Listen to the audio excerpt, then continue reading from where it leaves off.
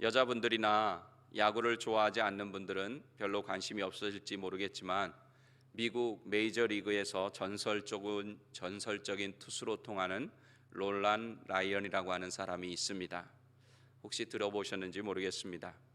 이 사람은 20살 때부터 46살까지 무려 27년을 현역으로 뛰면서 놀라운 기록들을 남겼습니다.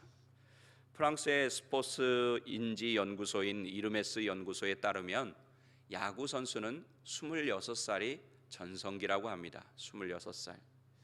지금 토론토라고 하는 팀의 에이스 투수로 활약하고 있는 한국의 유현진 선수도 28살에 어깨 수술을 했고 지금은 34살인 것을 감안하면 이미 육체적으로는 전성기를 지났다고 할 수가 있습니다.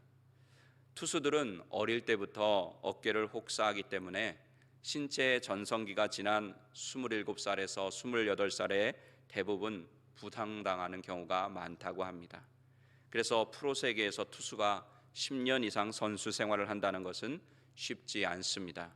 그런데 이 롤란 라이언이라고 하는 선수는 10년도 아니고 20년도 아니고 무려 27년을, 그것도 최고의 기록을 남기며 선수 생활을 했다는 사실을 보면 놀라지 않을 수 없습니다. 그가 은퇴한 46살 때도 여전히 빠른 볼을 던졌다고 합니다. 이런 롤란 라이언은 최고의 투수가 되기 위해 그동안 노력했던 자기 관리 또 마음 관리에 대해서 롤란 라이언의 피처스 바이블이라 하는 책을 썼는데, 그 책에서 그가 조언하는 실전 투구법에는 공을 오랫동안 잘 던지기 위한 유용한 조언들이 들어 있습니다. 빠른 공을 잘 던지려면 고도의 집중력이 필요합니다. 라이언은 이를 위해 자신의 마음 상태를 터널 시야 상태로 만들었다고 책에서 밝히고 있습니다. 터널 시야 상태. 이 터널 시야라고 하는 것은 무엇일까요? 터널에 들어가 보면, 터널 속에 들어가면 그 안은 캄캄하잖아요. 캄캄해서 어두워서 잘 안 보이고 터널 끝에 있는 출구만 선명하게 보이는 것, 이것을 터널 시야라고 말하고 있습니다. 이와 같이 공을 던질 때 자기 시선을 터널에 들어가는 것처럼 집중한 상태로 던지는 것입니다. 한마디로 다른 모든 잡념들을 다 차단하고 투수 본연의 역할에 집중해서 던진다는 것입니다. 이렇게 집중할 때 다른 외부의 상황에 마음을 빼앗기지 않고 편안한 마음으로 투구에 집중할 수 있다고 합니다. 오늘 본문에서 이런 일종의 터널 시야를 가진 한 사람을 볼 수가 있습니다. 바로 우리가 계속해서 지금 살펴보고 있는 아브라함의 종입니다. 그는 주인 아브라함으로부터 받은 사명을 완수하기 위해 어떤 유혹과 환경에도 긴장을 늦추지 않고 타협하지 않습니다. 오직 자신이 받은 임무를 완수하는 그 일에만 집중력을 발휘하는 것을 볼 수 있습니다.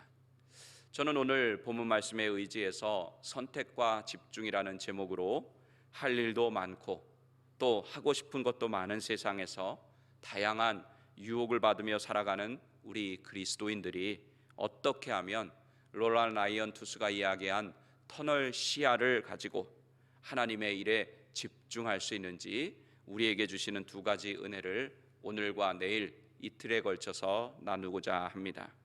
그 첫 번째로, 하나님의 일에 집중하기 위해서는 하나님의 일을 최우선순위에 두어야 합니다. 최우선순위. 1순위라고 하는 거죠. 0순위. 요즘 1순위보다 빠른 거를 0순위라고도 하는데 어쨌든 그런 것입니다. 사명이란 게 무엇입니까?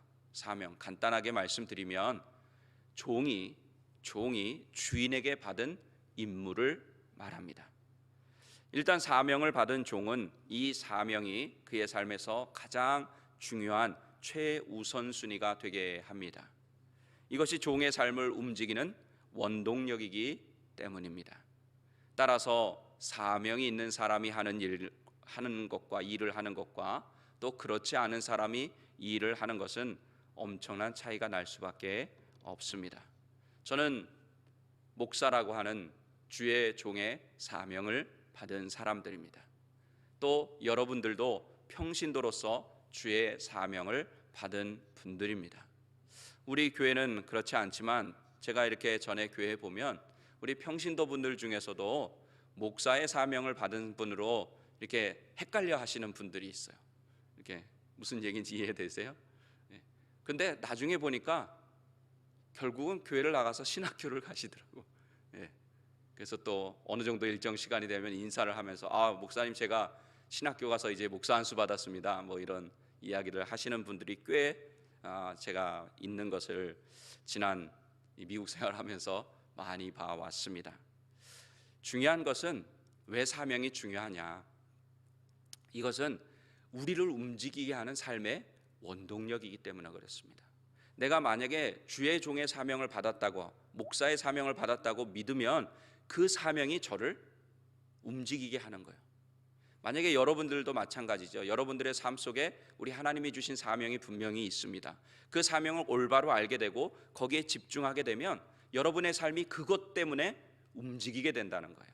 그러니까 이 사명이 있고 없고는 삶에서 엄청난 차이가 나는 것입니다. 오늘 본문에 보면 두 사람의 모습이 특히 대조적으로 나타납니다. 아브라함의 종과 리브가의 오빠인 라반입니다. 일단 이 두 사람의 삶을 움직이는 원동력이 다르다는 것을 우리는 볼 수 있습니다. 리브가는 아브라함의 종으로부터 이야기를 듣고 곧바로 어머니 집으로 가서 이들에게 이 사실을 알립니다. 가족들에게. 그러자 오빠 라반이 종이 있는 우물로 얼른 달려갑니다. 오늘 본문에 보면 라반이 종이 있는 우물로 곧바로 달려가게 한 그 원동력이 무엇인지 나옵니다. 오늘 본문 30절 다시 한번 같이 읽어보겠습니다. 그의 누이의 코걸이와 그 손의 손 목걸이를 보고 또 그의 누이 리브가가 그 사람이 자기에게 이같이 말하더라 함을 듣고 그 사람에게로 나아감이라. 그때에 그가 우물가 낙타 곁에 서 있더라. 아멘. 라반으로 하여금 아브라함의 종에게 곧바로 달려가게 만든 그 원동력은 바로 무엇이었습니까? 여동생 리브가가 가지고 온 손목걸이, 코걸이, 이것이었습니다. 금이었어요. 즉 쉽게 말하면 물질이었다는 것입니다.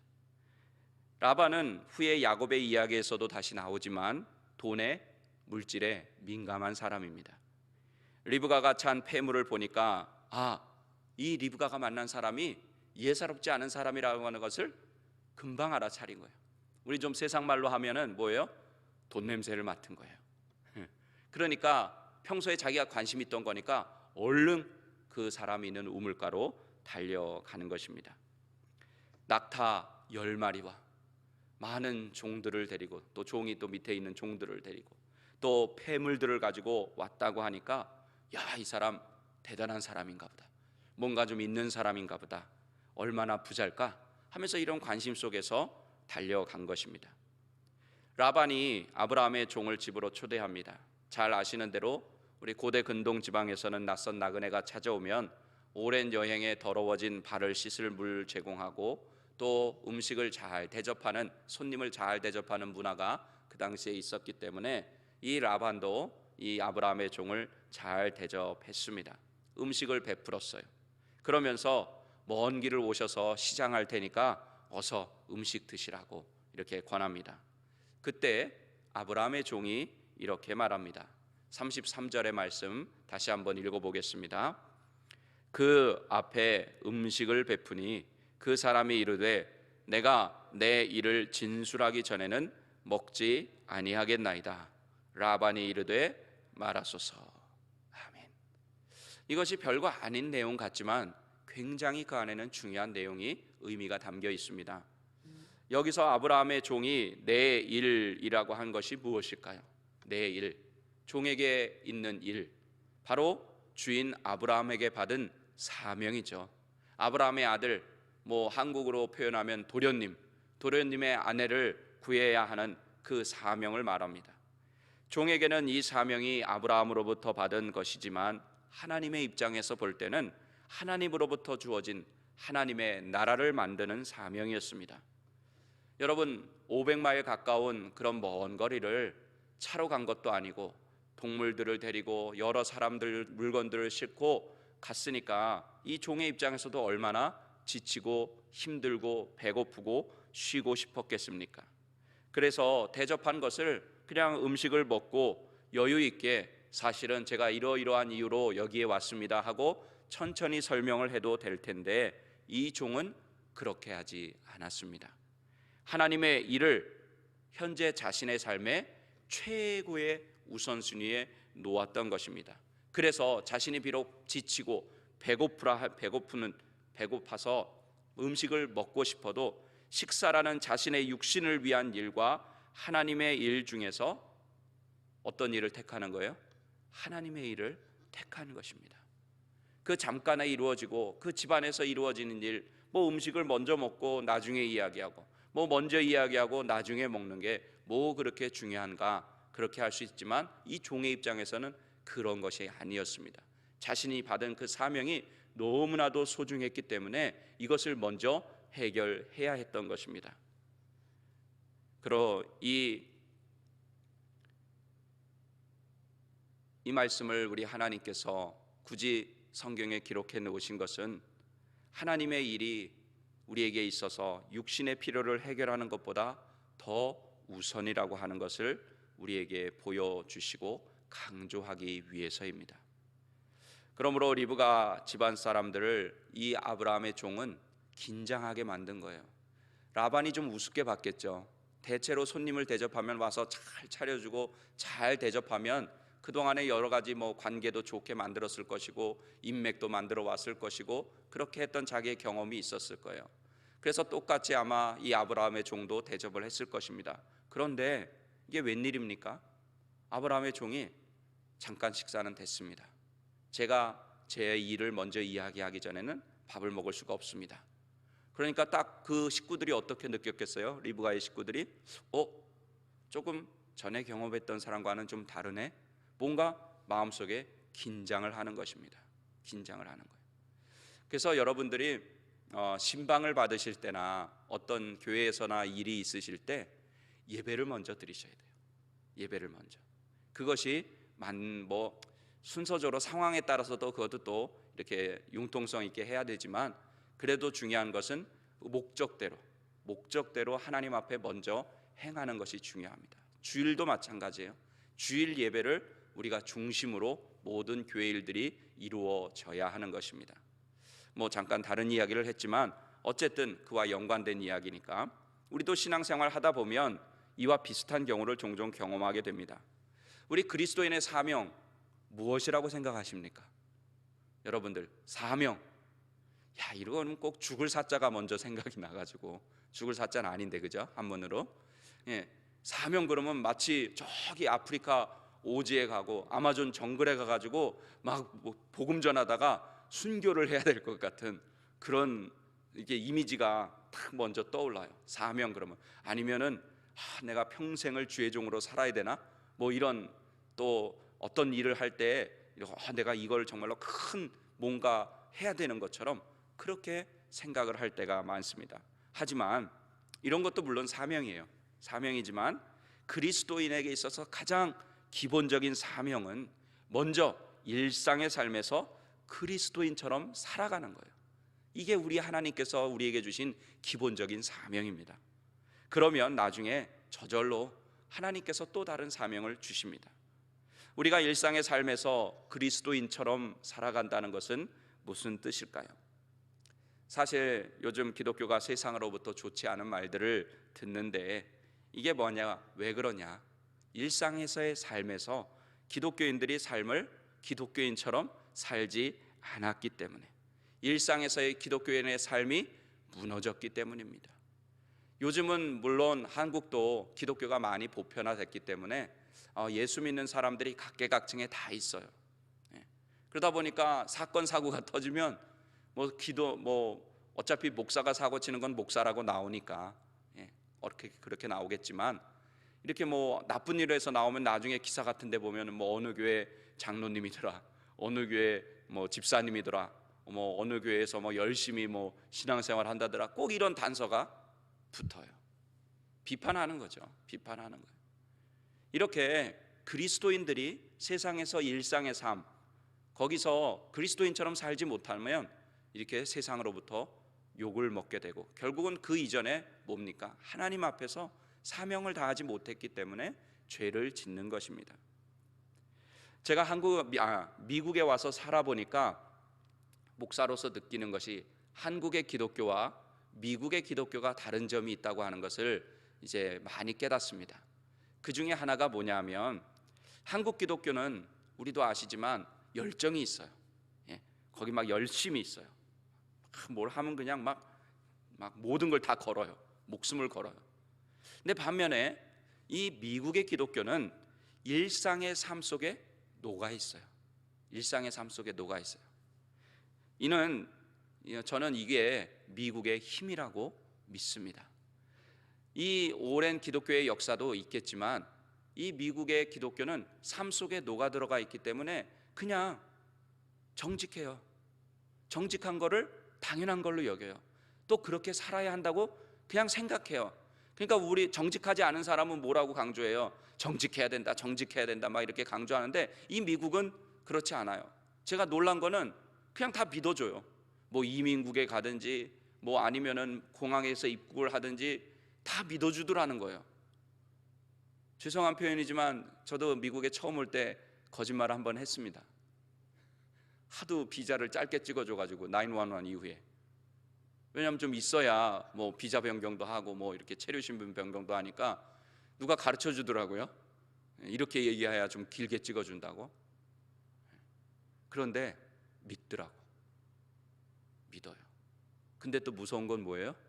한번 들통나면 그 다음엔 회복이 힘들어요. 왜 이런 말씀을 드리냐? 미국이 막 한국처럼 열심히 있진 않아요.